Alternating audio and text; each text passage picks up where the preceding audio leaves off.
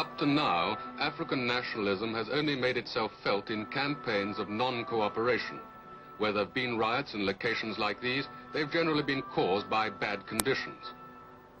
2 days before South Africa became a republic, a stay-away strike was organized throughout the country in protest. But most Africans went to work. 10,000 of them were arrested before the strike began. The army was fully mobilized, and an African knows he can be jailed for 3 years if he dares to strike.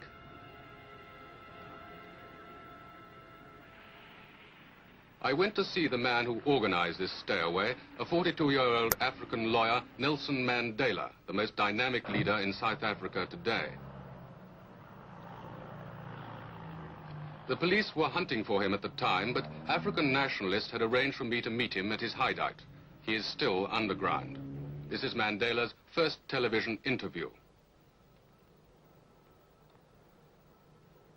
I asked him what it was that the African really wanted.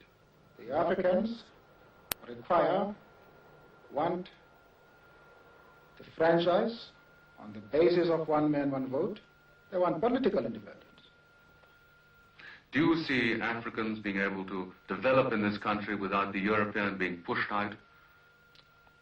We have made it very clear in our policy that South Africa is a country of many races. There is room for all the various races in this country. Are there many educated Africans in South Africa? Yes. We have a large number of Africans who are educated and who are taking part in the political struggles of the African people. The question of education has nothing to do with the question of the vote. On numerous occasions, it has been proved in history that people can enjoy the vote even if they have no education. Of course, we desire education, and we think it's a good thing. But you don't have to have education in order to know that you want certain fundamental rights, you have got aspirations, you have got claims. It has nothing to do with education whatsoever. Are you planning any more campaigns of non-cooperation? Yes. The Pietermaritzburg resolution makes provision for a campaign of non-cooperation with the government, and we are presently studying plans to implement this aspect of the resolution. Now, if Dr. Verwoerd's government doesn't give you the kind of concessions that you want sometime soon, is there any likelihood of violence?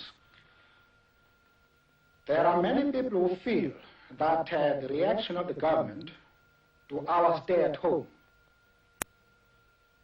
ordering a general mobilization, arming the white community, arresting 10,000s of Africans, the show of force throughout the country, notwithstanding our clear declaration that this campaign is being run on peaceful and non-violent lines, close the chapter as far as our methods of political struggle are concerned.